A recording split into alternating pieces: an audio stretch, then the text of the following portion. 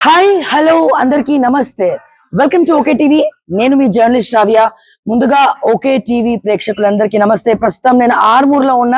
ఈరోజు మున్సిపల్ ఎన్నికల ప్రచారానికి చివరి రోజు. ఒకవైపు బీజేపీ, మరోవైపు బీఆర్ఎస్, మధ్యలో కాంగ్రెస్ అధికార పార్టీ.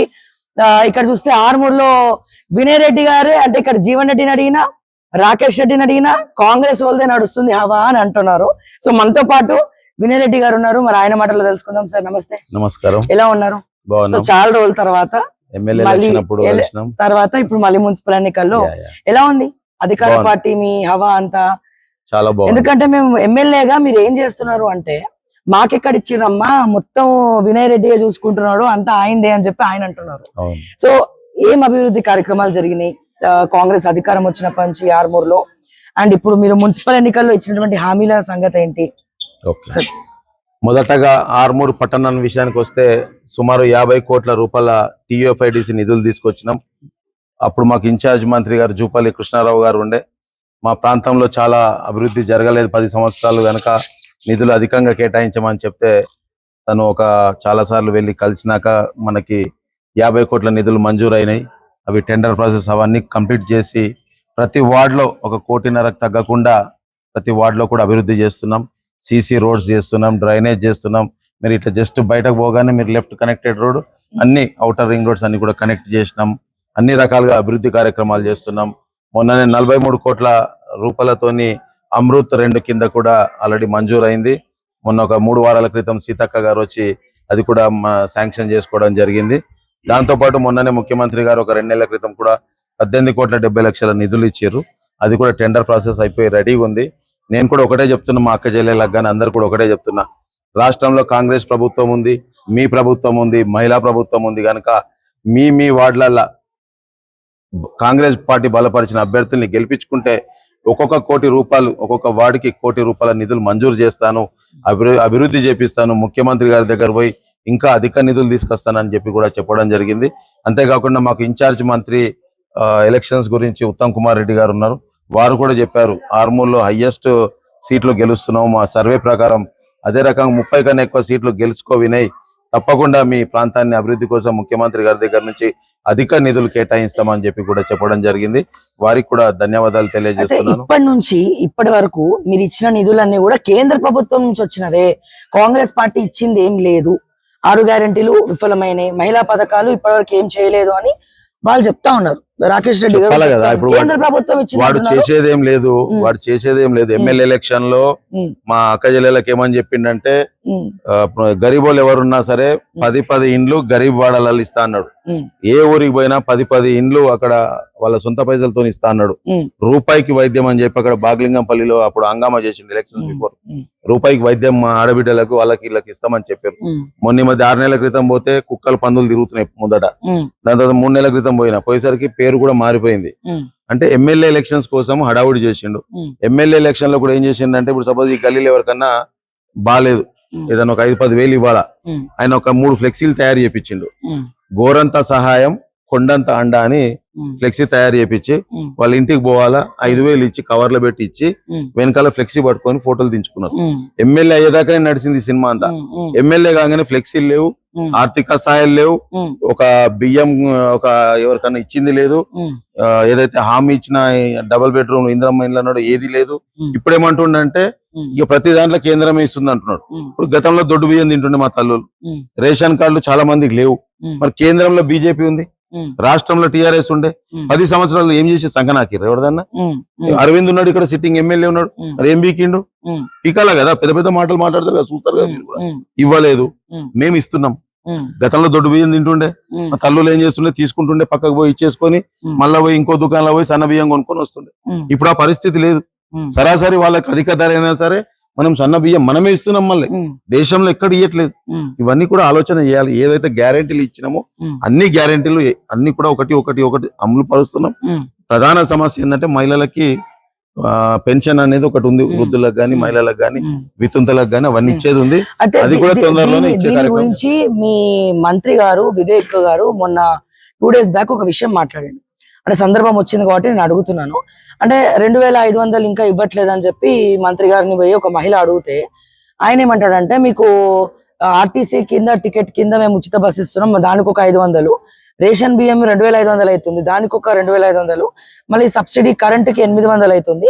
ఇవన్నీ మీకు పెన్షన్ రూపంలో వచ్చినట్టే కదా అంటున్నారు. అట్లని కాదు. సో అంటే ఇప్పుడు ఏ రకంగా చూడాలి మరి ఇవన్నీ మీరు దాన్ని మేనిఫెస్టోలో మనం పెట్టలేదు ఏ కదా? రకంగా చేయాలంటే ఇప్పుడు మన పరిస్థితి ఎట్లుందంటే అంటే మంత్రులకి మాట్లాడడం రావట్లేదా? కేసీఆర్ ముఖ్యమంత్రి అయ్యే సమయంలో ఉమ్. రాష్ట్ర అప్పు ఉమ్, ప్రతి ఏడాది 6000 కోట్లు కడుతుండే, ఉమ్, ప్రతి ఏడాదికి ఉమ్, అసలు మిత్తిలు అన్ని కలిపితే. ఉమ్, ఆయన కేసీఆర్ దిగిపోయే టైంకి ఉమ్, ఏడాది తీసుకొచ్చి నెలకు పెట్టిండు. ఉమ్, అంటే సుమారు 6,500 కోట్లు ప్రతి నెల కేసీఆర్ చేసిన అప్పు, టీఆర్ఎస్ చేసిన అప్పును కట్టుకుంటా వస్తున్నాం. ఉమ్, మనం కూడా మళ్ళా మనం ఇచ్చిన హామీలు ఉన్నాయి, ఉమ్, మనకు తెలియదు ఎంత పొక్క ఉందనేది తెలియదు. అవును. లోతుకు పోతేనే ఉమ్, పెద్ద కనబడుతుంది, బాయి చూస్తే పెద్ద కనబడుతుంది.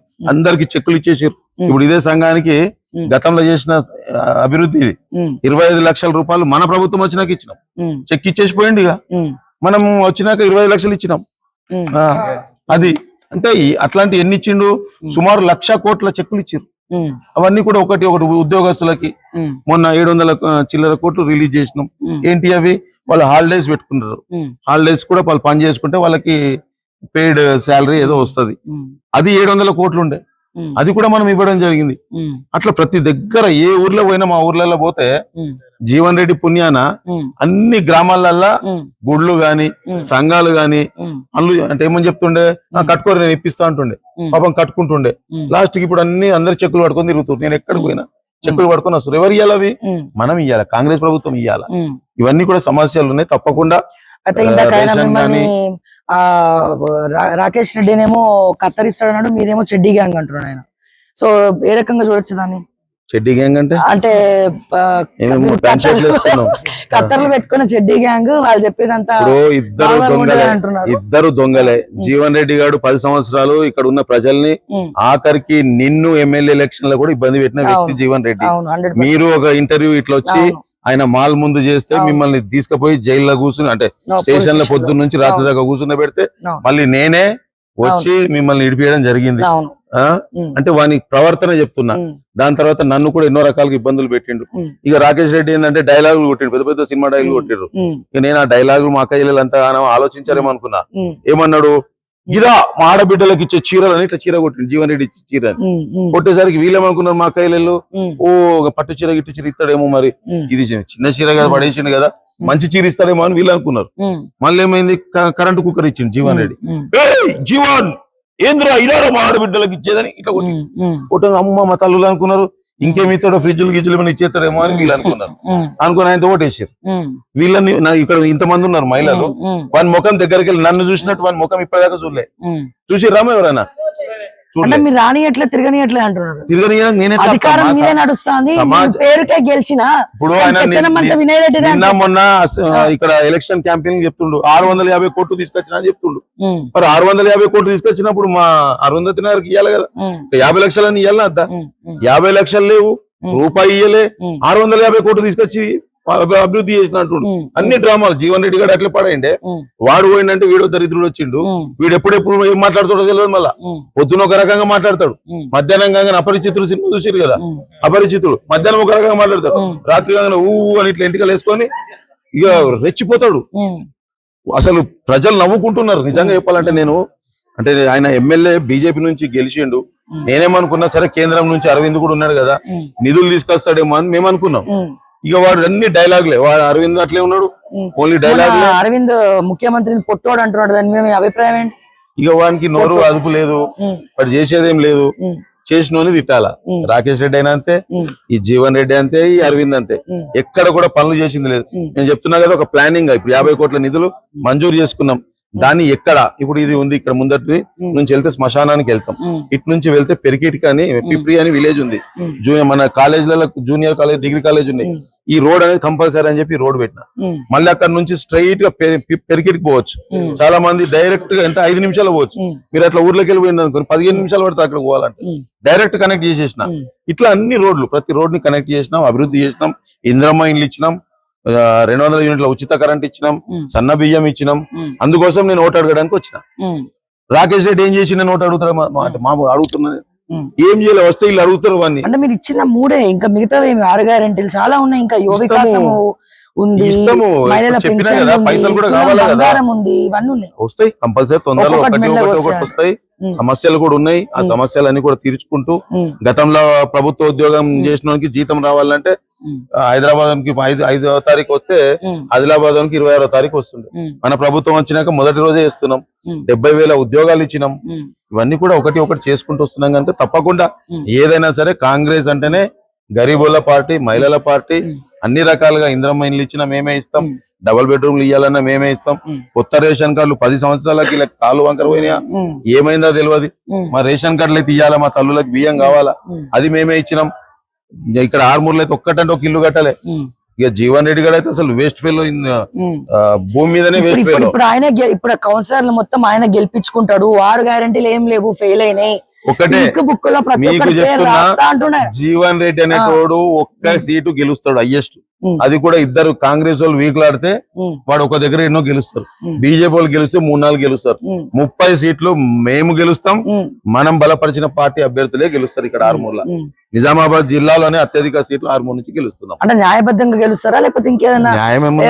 మహిళలు ఎంతమంది ఉన్నారు ఒకసారి అడుగుర్రి. నా గురించి అడిగితే అధికార పార్టీ ఆల్రెడీ నేను వచ్చి మాట్లాడిపోయినా, మళ్ళీ ఒకసారి నమస్తే పెట్టిపోదామని వచ్చిన ఇక్కడ. ఓకే. సో ఫైనల్ గా అంటే మీరు అధికారంలో నా ప్రభుత్వం ఉంది, మా అన్న ముఖ్యమంత్రి ఉన్నాడు, నా ప్రభుత్వం ఉంది. రుబాబుగా చెప్తున్నా, మా వాళ్ళ అక్క చెల్లెలకి ఇల్లు కావాలన్నా నేను ఇస్తా, రేషన్ కార్డులు కావాలన్నా నేను ఇస్తా. ఈ రాకేష్ రెడ్డి ఏంటంటే పొద్దున ఒకటి సాయంత్రం ఒకటి చెప్పినా కదా, ఎప్పుడు ఏం చేస్తాడంటే ముఖ్యమంత్రి గారి మీద, మన ఇన్ఛార్జ్ మంత్రి గారి మీద ఒక్కోసారి ఏం చెప్తాడు, ఆ సీతక్కకి ఇక్కడేం అవసరం అంటాడు. ఇప్పుడు ఆమె ఇన్ఛార్జ్ మంత్రి ఆఫీసర్ల ముందు మాట్లాడతాడు, అందరి ముందు చిన్నగా మాట్లాడతాడు. ఇక ఆడేదో పెద్ద ఇది అనుకుంటాడు. నిన్న మొన్న అయితే మా అభ్యర్థులు ఎవరైతే ఇప్పుడు సభ పోటీ చేస్తున్నారు ఈయన మీద మాట్లాడతాడు. వాడు దొంగ అంటాడు, వాడు కబ్జాలు చేసిండు అంటాడు. ఇంకా నిన్నైతే ఒక దగ్గరనైతే వాని నాలుకని కట్ చేసేస్తా అంటుండు, వాడిని పొడి చౌరస్తాలు చంపేస్తా అంటుండు. హౌలాగాడైండు ఏమైందో అర్థమైతలే. మొన్న సర్పంచ్ ఎలక్షన్ లో 86 గ్రామాలు ఉన్నాయి మా ఆరుమూర్లో. 86లో నేను 60 గెలిచిన కాంగ్రెస్ పార్టీ. రాకేష్ రెడ్డి బీజేపీ 12 గెలిచింది. అంతకుముందు జీవన్ రెడ్డి టీఆర్ఎస్ 7 గెలిచింది. అది వాళ్ళ పరిస్థితి. ఇక ఇది అయిపోయినాక జీవన్ రెడ్డి మీ దగ్గరికి పంపిస్తే హైదరాబాద్ కి, మీరు అక్కడనే వాని సంగతి ఏందో చూసుకోర్రి. ఇక రాకేష్ రెడ్డి అట్టే తిరుగుతాడు, ఇక్కడ ఏం పని లేదు ఆయనకి. అన్ని విధాలుగా కాంగ్రెస్ ప్రభుత్వం టీఆర్ఎస్ ఉన్నప్పుడు కబ్జాలు బాగా వినబడ్డాయి, ఇప్పుడు కాంగ్రెస్ వచ్చినా కూడా కబ్జాలు వినబడుతున్నాయి. ఇప్పుడు 13 ఎకరాలు రాకేష్ రెడ్డి కబ్జా పెట్టినని వినబడుతుంది. అండ్ ఇప్పుడు మీరు అన్నట్టు ఈయన కబ్జా పెట్టారని మీరు చెప్తున్నారు. అంటే ఎవరు వచ్చినా బతుకులు మారతలేవా? కబ్జాలు మహిళల ఒపీనియన్ తీసుకోండి. కబ్జాలు ఇగో ఏదైతే కాంగ్రెస్ వచ్చినాక వీళ్ళందరి బతుకులు మారినాయి లేదమ్మా, సంతోషంగా ఉన్నారు కదమ్మా, సంతోషంగా ఉన్నారు. రేషన్ కార్డు ముఖ్యంగా, దాంతో వాళ్ళకి ఆరోగ్యశ్రీ వస్తుంది. దవాఖానకు పోతే వాళ్ళకి గరీబోళ్ళు పాపం 10 లక్షల రూపాయల ఆరోగ్యశ్రీ ఉంది, ఆ పని జరుగుతుంది. ఇవన్నీ జరగాలంటే కాంగ్రెస్ ఉంటేనే జరుగుతుంది అనేది అందరు కూడా ఫైనల్ అయిపోయారు. 100% పెద్ద మెజారిటీతో ఆర్మూర్లో గెలుస్తున్నాం. Thank you so much.